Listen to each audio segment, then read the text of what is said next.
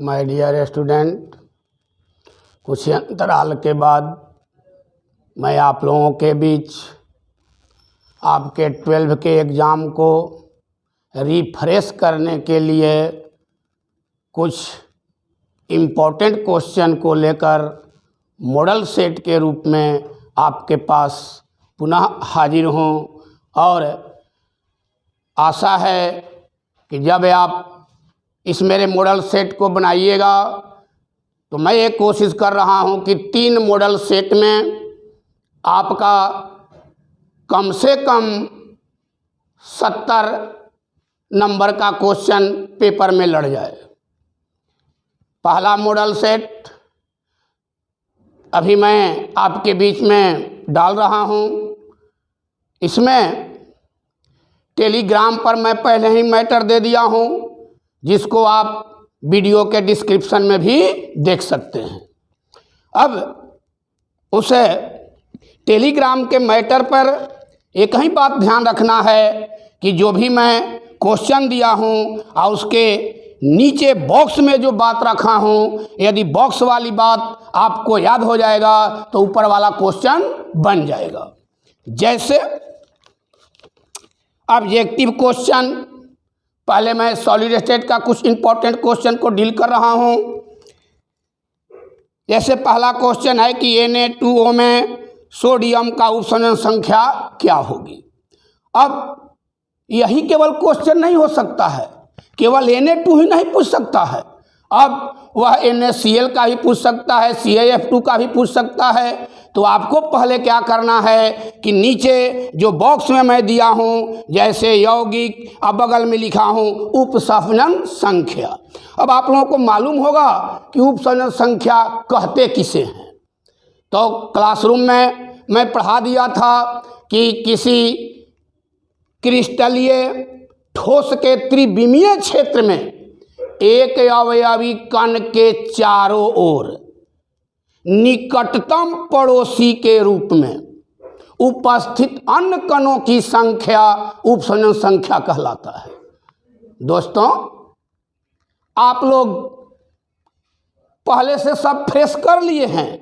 आज मैं आपके साथ उपस्थित हूं केवल रिफ्रेश करने के लिए। अब उसी में जब देखिएगा कि Na2O का उपसंयोजन, Na2O में सोडियम का उपसंयोजन संख्या क्या होगी, तो उसमें आंसर दिया है 4। इसका मतलब यह हुआ कि एक Na+ आयन के चारों ओर 4 ऑक्साइड आयन उपस्थित रहेंगे। दोस्तों, परिभाषा के आधार पर स्पष्ट हो गया कि इससे सेंट्रल एटम मतलब केंद्रीय सोडियम आयन के चारों ओर 4 ऑक्सीजन अपने ऑक्साइड आयन के रूप में उपस्थित है। इसलिए इस सोडियम की उपसंयोजन संख्या का मान 4 हो गया। अब इसी तरह से अब आप सोचिएगा कि इस क्वेश्चन को रट जाइएगा तो बेड़ा पार नहीं होगा। अब उसको बेड़ा पार करने के लिए ऐसा क्वेश्चन जहां भी आए तो उसी के लिए मैं आपके टेलीग्राम पर मैं भेज दिया हूं कि जैसे Na2O के लिए उपसंयोजन संख्या में देखिएगा, Na का उपसंयोजन संख्या 4 है, ऑक्साइड आयन का उपसंयोजन संख्या 8 है। उसी तरह से CaF2 में Ca2+ आयन के लिए 8, F- के लिए 4। NaCl, बड़ा इंपॉर्टेंट क्वेश्चन आता है NaCl वाला। वो पूछता है कि NaCl क्रिस्टल में एक Na+ आयन के चारों ओर कितने Cl- आयन रहते हैं। तो एक NaCl+ आयन के चारों ओर 6 Cl- आयन उपस्थित रहते हैं। यही कारण है कि इस Na+ आयन का उपसंयोजन संख्या NaCl में 6 हो जाता है। अब कोई स्टूडेंट यदि रट कर जा रहा है कि Na2O में उपसंयोजन संख्या 4, तो वहाँ पूछ दिया कि NaCl में कितना होगा, तो उसका हो जाएगा दिक्कत। देखिए यहाँ पर जो Na2 वाला मैं कंसेप्ट दिया, Na2O में देख रहे हैं कि सोडियम की क्वेश्चन संख्या 4 है, यहाँ NaCl में इसी सोडियम की क्वेश्चन संख्या 6 हो गया। तो दोस्तों ऐसा क्वेश्चन बनाने के लिए मैं जो बॉक्स में लिखा हूं, यदि बॉक्स वाले को आप याद कर लीजिएगा यह है, तो कोई भी क्वेश्चन में ऐसा क्वेश्चन नहीं छूटेगा। तो ध्यान दीजिएगा कि जब आप मेरे टेलीग्राम के मैटर को पढ़ रहे हैं तो पहले आप बॉक्स वाला मैटर पढ़ लीजिएगा, और बॉक्स वाला मैटर पढ़कर जब ऊपर वाला क्वेश्चन बनाइएगा तो सब बन जाएगा।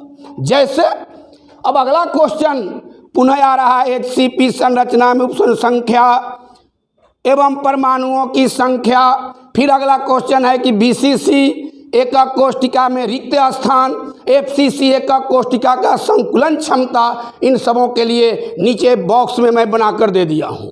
जैसे अब देखिएगा, केवल दोस्तों जो बॉक्स बनाकर दिया हूं उस पर पहले ध्यान दीजिएगा। जैसे लिखा हूं एकक कोष्ठिका, उपसंयोजन संख्या, परमाणुओं की संख्या, फिर संकुलन क्षमता।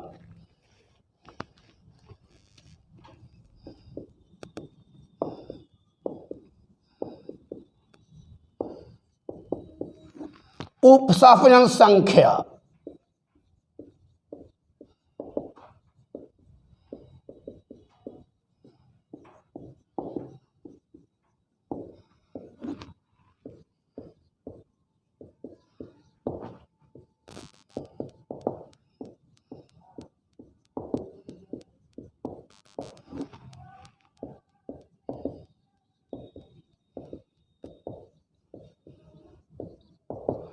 एक बात ध्यान दीजिएगा कि ऑब्जेक्टिव क्वेश्चन पढ़ाऊंगा तो सब्जेक्टिव में भी कम आएगा।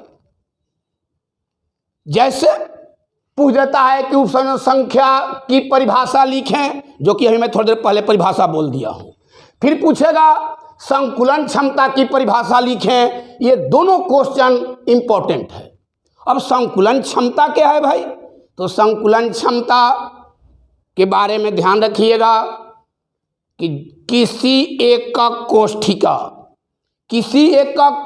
के संपूर्ण आयतन का जो भाग अवयवी कणों द्वारा भरा रहता है वही उसका संकुलन क्षमता होता है। जैसे मान लीजिए कि कोई एकक कोष्ठिका की संरचना मैं बना रहा हूं, उसमें अवयवी कण मैं भर रहा हूं। मैं कितना भी प्रयास करूंगा तो कुछ ना कुछ इसमें स्थान रिक्त रह ही जाएंगे। तो क्या इस संपूर्ण आयतन का यह जो पात्र है, क्या इसके संपूर्ण आयतन पूर्णतः अवयवी कणों द्वारा भरा जा सकता है? नहीं, कुछ स्थान रिक्त रह जाते हैं। तो जो भाग पूर्णतः अवयवी कणों द्वारा भर जाए, जितना प्रतिशत भाग, वही उसकी संकुलन क्षमता होता है। तो संकुलन क्षमता जैसे HCP या इसी को बोलते हैं CCP या FCC। दोस्तों अभी जो मैं पढ़ा रहा हूं केवल रिफ्रेश कर रहा हूं, और आपको क्लास में मैं फ्रेश करके घर पर भेजा हूं। अब यहाँ केवल तेजी में रिफ्रेश कर दे रहा हूं। अब देखिए, तो अब इस HCP या CCP या FCC का लगभग 74% भाग अवयवी कणों द्वारा भरा रहता है। तो रिक्त भाग कितना रह गया भाई? तो रिक्त भाग यहाँ आ जाएगा आपका 26%। तो दोनों क्वेश्चन पूछता है कि संकुलन क्षमता कितना होगा और उसमें रिक्त भाग कितने होंगे। अब देखिएगा, जैसे आद्य के लिए मैं आपको जो टेलीग्राम में दिया हूं वही बतिया पुनः आपके सामने प्रस्तुत कर दे रहा हूं। आद्य वाले में उपसंयोजन संख्या का मान 6 है। आद्य उसमें उपसंयोजन संख्या का मान 6, परमाणुओं की संख्या 1 और संकुलन क्षमता लगभग 52% मतलब 52%। तो भाई रे, यहां पर पूछेगा कि रिक्त भाग कितना होगा? तो रिक्त स्थान के लिए 100 में से इस 52 52 को घटा दीजिए, तो इसमें आपका रिक्त भाग हो जाएगा 48%, मतलब 48%। इसी तरह से यदि इन दोनों में से कोई एक याद है तो दूसरा याद हो जाएगा। संकुलन क्षमता याद है तो रिक्त स्थान मालूम कर लीजिएगा। इसी तरह से अब यदि कोई पूछे कि BCC body centred cubic unit cell, इसमें उप संख्या का मान 8 होता है, सब क्लासरूम में अच्छी तरह से समझा कर बताया था। इसमें परमाणुओं की संख्या जिसे आप Z कहते हैं उसका मान 2 होगा, और यहाँ पर संकुलन क्षमता 68% होता है। तो भाई रे रिक्त स्थान कितना होगा? 32%, मतलब 32%। फिर इसी तरह से FCC,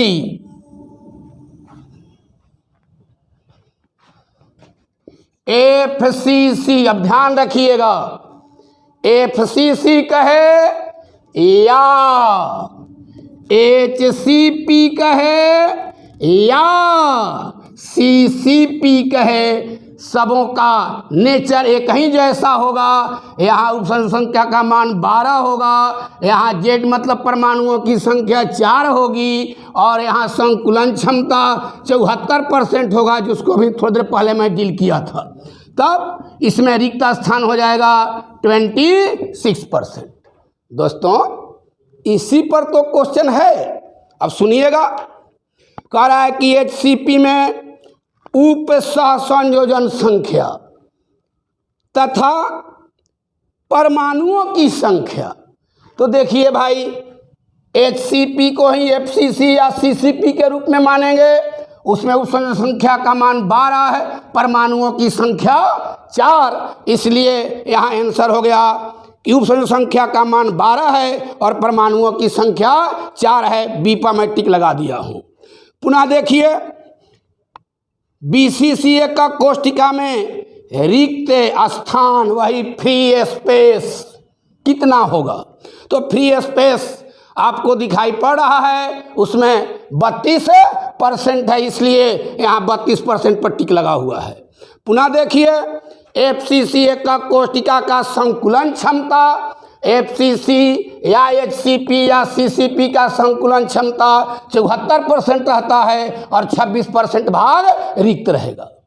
अब देखिए, ये क्वेश्चन नहीं रटना है, रटना है तो ये जो मैं बॉक्स दिया हूँ इसको रट जाइए, इसी से सब क्वेश्चन वहाँ बन जाएगा। अब सॉलिड स्टेट के इस मॉडल सेट में मैं 5 क्वेश्चन को दिया, इसको आप लोग तैयार कीजिएगा। तो उम्मीद है, मैं तो कोई भविष्यवक्ता नहीं हूँ, लेकिन अनुमान करता हूँ कम से कम इस 5 में से कोई एक न एक परीक्षा में सेट हो गया होगा। जब आपको परीक्षा का पेपर से भेंट होगा तो संजय सर की बात उस समय कान में गूंजेगा और आनंद से आपका मन आह्लादित हो जाएगा। अब मैं यूनिट 2 का कुछ इंपॉर्टेंट क्वेश्चन देखिएगा। जैसा आपके परीक्षा में क्वेश्चन आ रहा है उसी तरह का मैं मॉडल सेट तैयार किया हूं। अब कह रहा है कि निम्नलिखित में ताप से कौन अप्रभावित रहता है।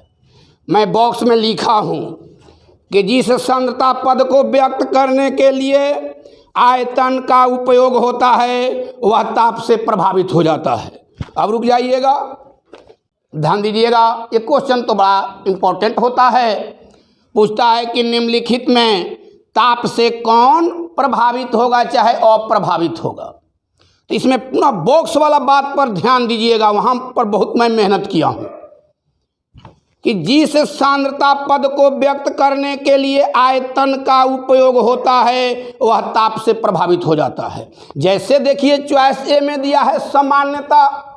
सामान्यता को इंग्लिश में नॉर्मलिटी कहते हैं।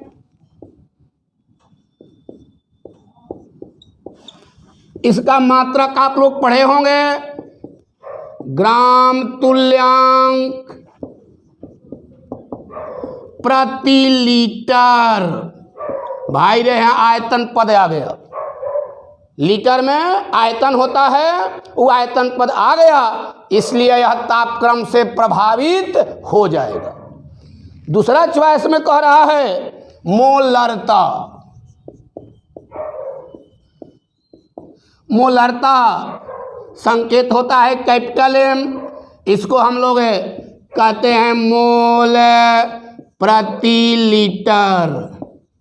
ध्यान दीजिए यहाँ भी लीटर आ गया, मतलब ये भी तापक्रम से प्रभावित हो जाएगा। पुनः अगला चॉइस दिया है मोललता।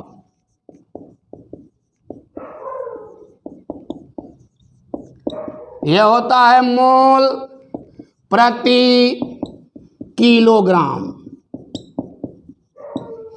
यहां देखिए किलोग्राम आयतन नहीं है, द्रव्यमान है, इसमें आयतन पद नहीं आया, तो आयतन पद नहीं आया तो यह तापक्रम से प्रभावित नहीं होगा। अगला उसमें चॉइस दिया होगा इनमें से कोई नहीं। तो देखिए ताप से यह प्रभावित हुआ, ये भी प्रभावित हुआ, लेकिन यह अप्रभावित रहेगा।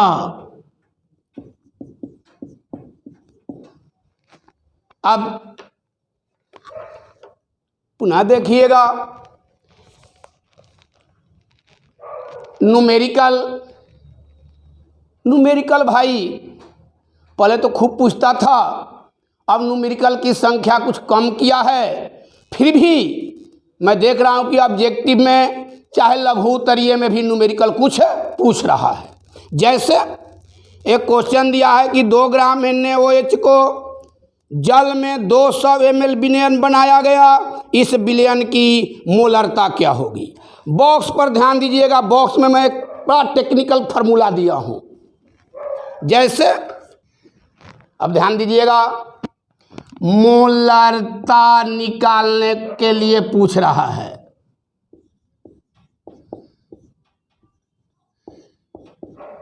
क्लासरूम का बात ध्यान रखिएगा, मैं बार बार यही कहता हूं कि बाबू रे मोलरता के लिए कुछ मत याद करो, मोल प्रति लीटर। अब यह मोलरता का मात्रक हो गया, इसी को आप लोग लिख सकते हैं मोल लीटर इनवर्स। अब ध्यान दीजिएगा, किसी भी विलेय का मोल निकालने का तरीका क्या है, तो उस विलेय की मात्रा बटा में उस विलेय का मोलर द्रव्यमान ले लिया जाता है।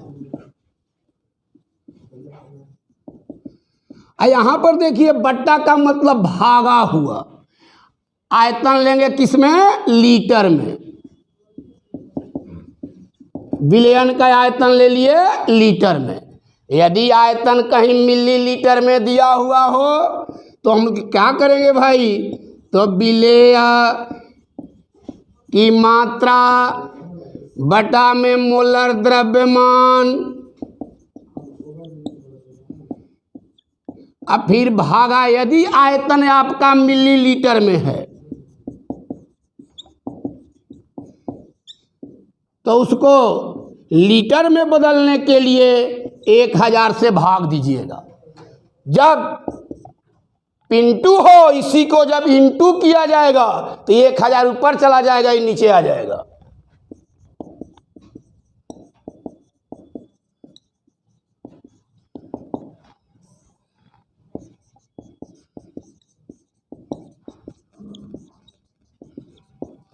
गुने ऊपर में 1000 और नीचे में विलयन का आयतन रहेगा।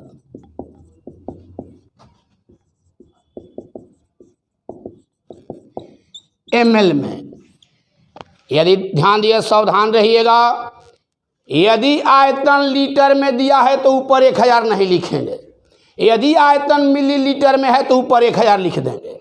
अब अपने क्वेश्चन पर ध्यान दीजिए, विलेय के रूप में आप लिए हैं NaOH, इस NaOH का मोलर द्रव्यमान होगा सोडियम का 23 ऑक्सीजन का 16 है, हाइड्रोजन का 1, ये हो जाएगा 40 ग्राम mole inverse.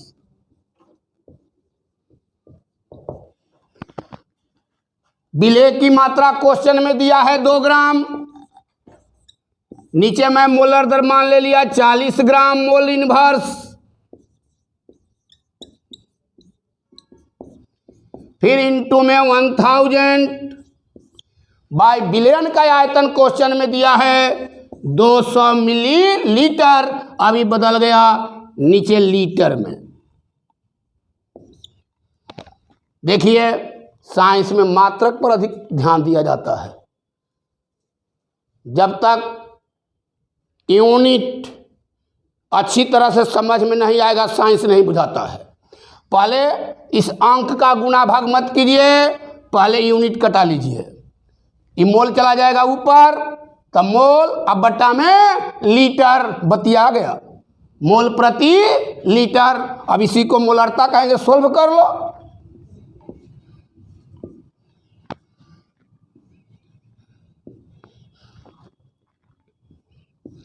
One by 4m it is equal to 0.25 m। Answer देख लो।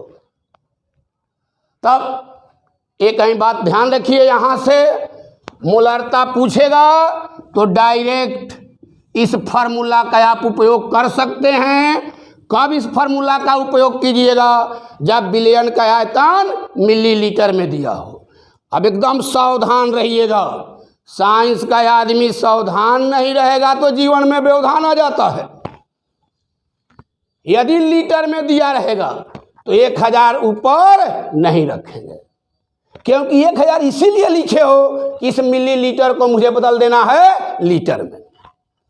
दोस्तों, अब उम्मीद है कि मोलारता वाला कोई भी क्वेश्चन होगा तो देखिएगा इसी फार्मूला को यूज कीजिएगा।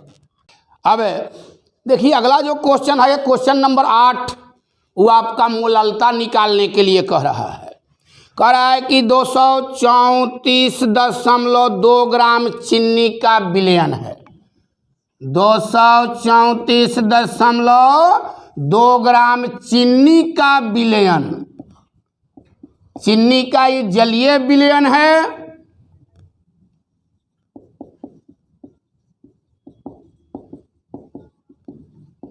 तो इस चीनी के जलीय विलयन में चीनी भी है, जिसका फार्मूला है C12H22O11। इसमें जल भी मिला हुआ है। अब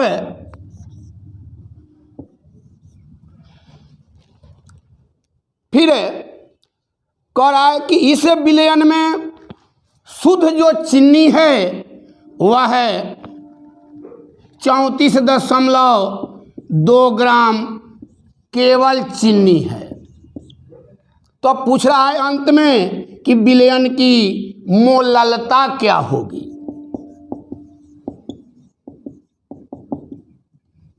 मोललता स्मॉल m, जिसको आप कहते हैं मोल प्रति किलोग्राम। तब इसका मोललता कैसे निकालिएगा?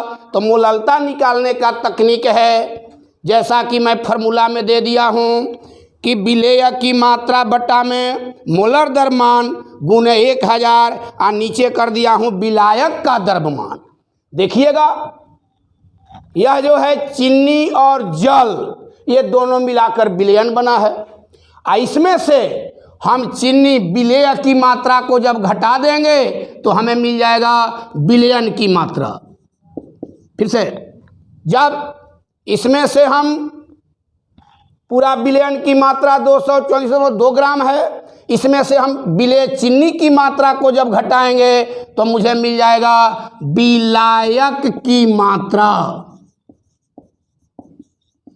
और यह विलायक की मात्रा होगा 234.2 minus 34.2 gram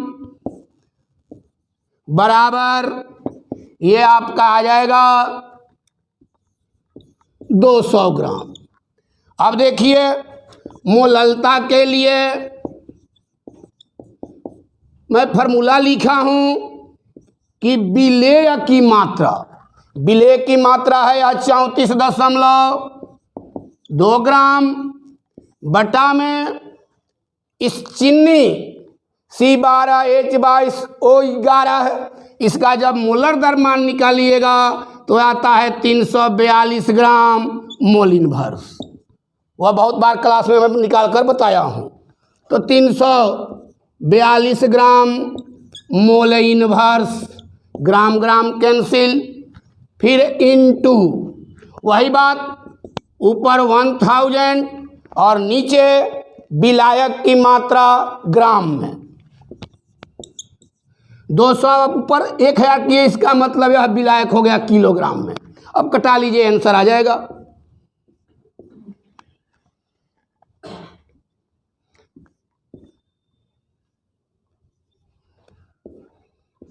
one by two मिला, 1/2 मतलब 1/2m मतलब 0.5m। तब ध्यान दीजिएगा, जो एक एक लाइन का टेक्निक अभी मैं दिया हूँ उस पर विशेष ध्यान रखना है। अब आगे बढ़ा जाए। कह रहा है, देखिए यहीं से पुनः क्वेश्चन निकल गया, इस बात पर अब ध्यान दीजिए। कह रहा है कि 1 मोल विलयन वह विलयन है जिसमें 1 मोल विलेय उपस्थित रहता है। किसमें भाई? तो 1 मोल विलेय उपस्थित रहता है 1 किलोग्राम विलायक में। 1 किलोग्राम विलायक मतलब 1000 ग्राम विलायक, इसलिए उसका आंसर हो जाएगा सी। अब आप इलेक्ट्रोकेमिस्ट्री में यूनिट 3 में आइए। कह रहा है कि ये नोड पर हमेशा क्या होता है? ऑक्सीकरण की, अपचयन की, रेडॉक्स अभिक्रिया की, इनमें से कोई नहीं। दोस्तों, मैं क्लासरूम में एक बहुत अच्छा टेक्निक आप लोगों को बोला था कि एनोड का पहला लेटर वॉवेल है। इधर ऑक्सीडेशन को ऑक्सीकरण कहते हैं। तब ऐसा कीजिए, वॉवेल के साथ कैथोड देखिएगा, कैथोड को बोलते हैं, कैथोड पर रिडक्शन होगा। रिडक्शन का मतलब अवकरण। और देखिए कैथोड में C कॉन्सोनेंट है, यहाँ R भी कॉन्सोनेंट है। तब एनोड पर याद रखिएगा, एनोड का पहला लेटर A वॉवेल है।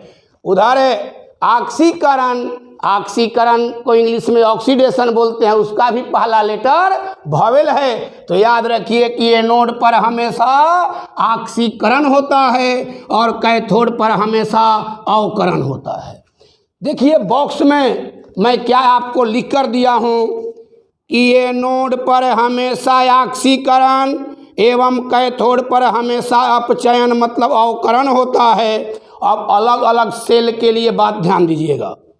गैल्वेनिक सेल होगा तो गैल्वेनिक सेल में एनोड ऋणात्मक और कैथोड धनात्मक होता है, और विद्युत अपघटनी सेल में एनोड धनात्मक और कैथोड ऋणात्मक हो जाता है। जैसे आप अब क्वेश्चन नंबर 10 और 11 चुटकी बजाते हुए बना लीजिएगा कि एनोड पर हमेशा क्या होगा भाई? ऑक्सीकरण। और कह रहा है कि गैल्वेनिक सेल में एनोड कैसा होता है? तो गैल्वेनिक सेल में एनोड ऋणात्मक इलेक्ट्रोड होगा, जो कि बॉक्स में मैं बना कर दे दिया हूँ। दोस्तों, इसमें थोड़ा तेज़ी में मैं चल रहा हूँ कि रिफ्रेश हो जाए। आप लोग तो फ्रेश कर ही लिए हैं, अब मेरा काम है कि 2 या 3 मॉडल देकर आप लोगों को रिफ्रेश कर दूँ। चलिए अगला क्वेश्चन है कि 1 फैराडे किसके बराबर होता है? तो 1 फैराडे आवेश जो होता है 1 मोल इलेक्ट्रॉनों का आवेश होता है। तो 1 मोल इलेक्ट्रॉनों का आवेश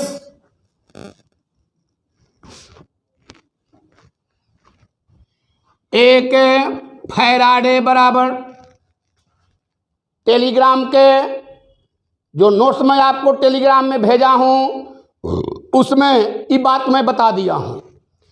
कि एक फैराडे जो आवेश होता है वह 1 मोल इलेक्ट्रॉनों का आवेश होता है, तो 1 इलेक्ट्रॉन का आवेश होता है 1.602 इंटू 10⁻⁻19 कूलम, और इसमें 1 मोल का मतलब एवोगाद्रो नंबर से गुना कर दीजिए।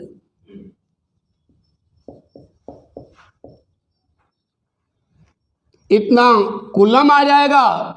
जब इसको आप गुना कीजिएगा तो 9.6472 इंटू 10⁻⁴ आएगा, और 10⁻⁴ मतलब 1 पर 4 जीरो लिख दिए।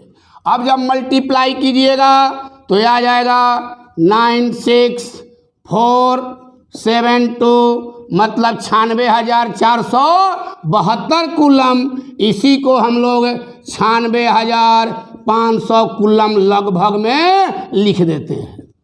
तो 1 फैराडे बराबर, बार बार क्वेश्चन पूछता है कि 1 फैराडे बराबर कितना होता है, तो याद कर लीजिए कि 1 फैराडे बराबर 96,500 कूलम। ये आया कहाँ से? तो ये कहीं तो टेक्निक हुआ इसमें कि 1 फैराडे जो होता है 1 मोल इलेक्ट्रॉनों का आवेश होता है। 1 इलेक्ट्रॉन का आवेश आपको मालूम था 1 मोल में जो कण की संख्या होती है वो एवोगाद्रो संख्या के बराबर होती है। इसको आप पुट करके जब मल्टीप्लाई किए तो ये वैल्यू आया, उसी को लगभग में हम लोग 96,500 कूलम कह देते हैं। अब क्वेश्चन नंबर 13 में देखिएगा, करा है कि Zn फिर Zn2+, देखो यह है लवण सेतु है, बार बार बोले हैं, या प्लेट है या लवण सेतु है, फिर Cu2+ Cu। देखिए लवण सेतु से बड़ा इंपॉर्टेंट क्वेश्चन आता है कि लवण सेतु क्या है और उसके कार्यों का उल्लेख करें, जो कि इसी मॉडल सेट में मैं लघुतरीय प्रश्न में दे दिया हूँ। देखिए यह सेल क्या है भाई, यही तो क्वेश्चन पूछ रहा है कि यह किस प्रकार का सेल है। तो इस प्रकार के सेल को विद्युत रासायनिक सेल या गैल्वेनिक सेल या डैनियल सेल कहते हैं, जो करता क्या है भाई, तो रासायनिक ऊर्जा को विद्युत ऊर्जा में परिवर्तित कर देता है। चलिए अब अगला क्वेश्चन करा कि प्रथम कोटि के लिए अर्ध आयु का मान क्या होता है। तो देखिए प्रथम कोटि के अभिक्रिया के लिए नीचे मैं फॉर्मूला लिखा हूँ कि उसके वेग स्थिरांक का व्यंजक क्या होता है, ये भी पूछता है। तो प्रथम कोटि अभिक्रिया के वेग स्थिरांक का व्यंजक है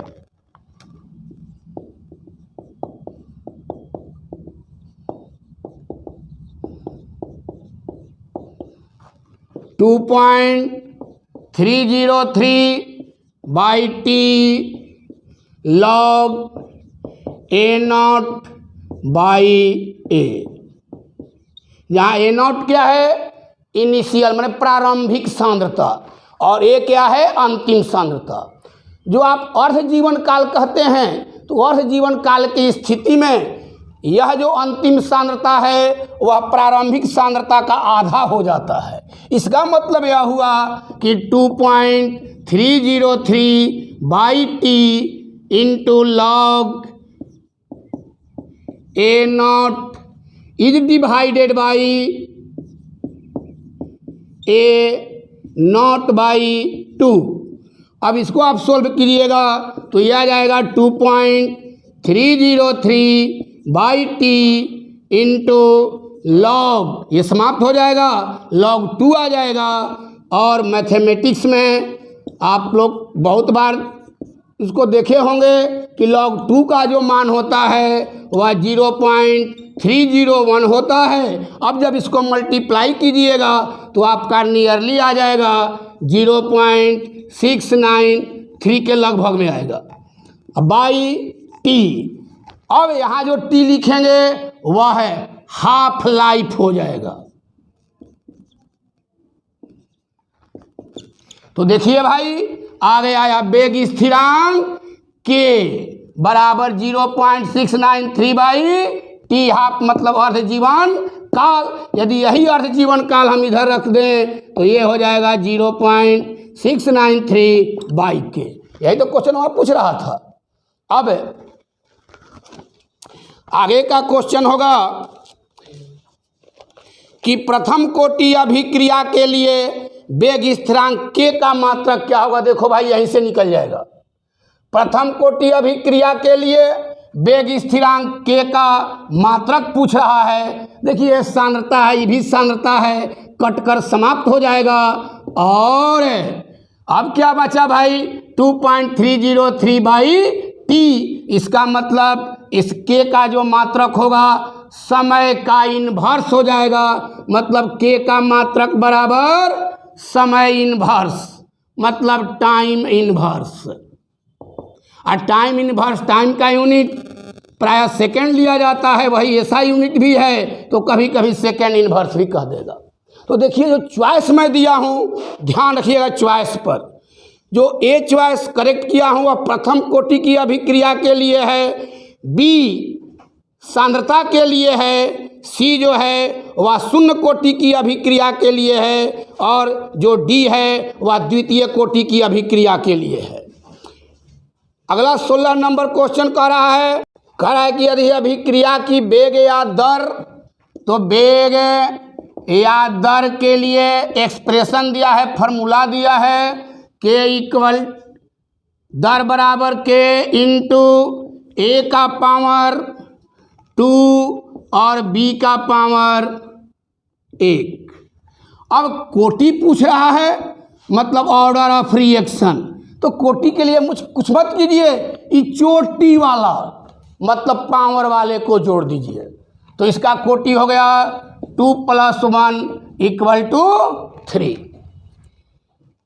चलिए अब अगला क्वेश्चन कह रहा है 17 नंबर कि किस कोटि की अभिक्रिया के लिए वेग स्थिरांक एवं अभिक्रिया की दर का मात्रक समान होगा। जब ध्यान दीजिएगा यहाँ पर यदि 0 0 आ जाए तो 0 0 आ जाएगा, तब देखिएगा कि यह दर बराबर k इंटू किसी का पावर 0 होता है तो 1 हो जाता है, यहाँ भी इंटू 1। इसका मतलब कि शून्य कोटि की अभिक्रिया के लिए जो वेग स्थिरांक का मात्रक होगा वह अभिक्रिया की वेग या दर के बराबर हो जाता है, और अभिक्रिया के वेग या दर का मात्रक होता है mole litre inverse second inverse.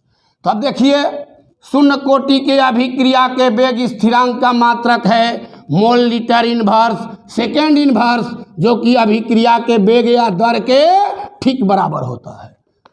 दोस्तों अब आपका काम क्या है, टेलीग्राम में जो मटेरियल भेजा हूँ उस मैटर को आप लोग पुनः स्टडी कीजिएगा, और इसी तरह से मैं फिर आपके साथ कुछ देर पढ़ लीजिएगा, तो पुनः अगले वीडियो में अगला मॉडल लेकर उपस्थित हो जाऊंगा, और इसमें जो प्रॉब्लम होगा वह आप अपने कमेंट में मुझसे लिखिएगा, मैं उसमें रिप्लाई आपको दे दूंगा।